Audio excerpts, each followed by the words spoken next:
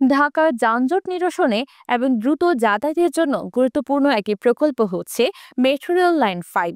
এই লাইনটির মাধ্যমে রাজধানীর দুই প্রান্তকে যুক্ত করা হবে, যা হাজার হাজার মানুষের যাতায়াতকে সহজতর করবে।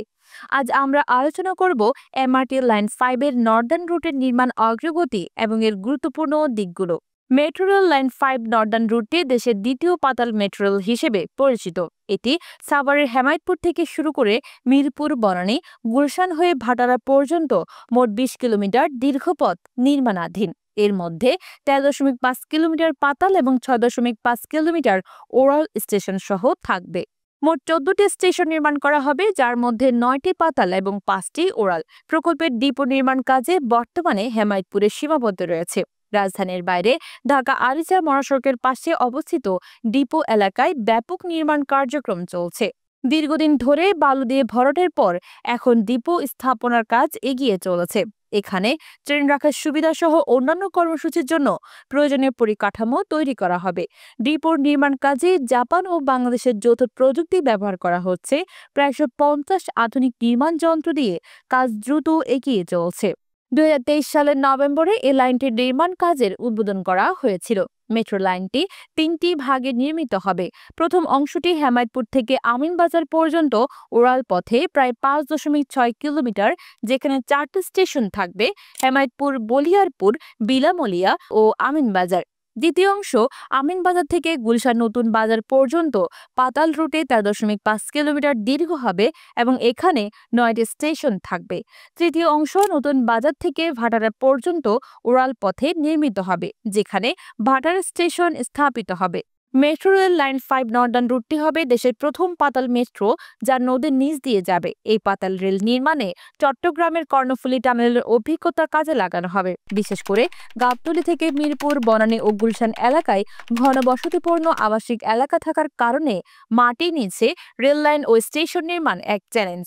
এছাড়া বর্ষাকালে জলবদ্ধতার সমস্যা মোকাবেলা করাও নির্মাণের জন্য বড় প্রতিবন্ধকতা। প্রকল্পটি সম্পন্ন হলে প্রতিদিন প্রায় ১২,৩০,০০০ যাত্রী মেট্রো রেলের মাধ্যমে যাতায়াত করতে পারবে। এই রুটটি মিরপুর ১০-এ মেট্রো লাইন 6 এর সঙ্গে ইন্টারচেঞ্জ সুবিধা প্রদান করবে, যেখানে যাত্রীরা উত্তরা ও মতিঝিল যেতে পারবে। নতুন বাজারের স্টেশন মেট্রো লাইন 1 এর সাথে সংযোগ থাকবে, যা বিমানবন্দর ও পূর্বাঞ্চলের জন্য গুরুত্বপূর্ণ।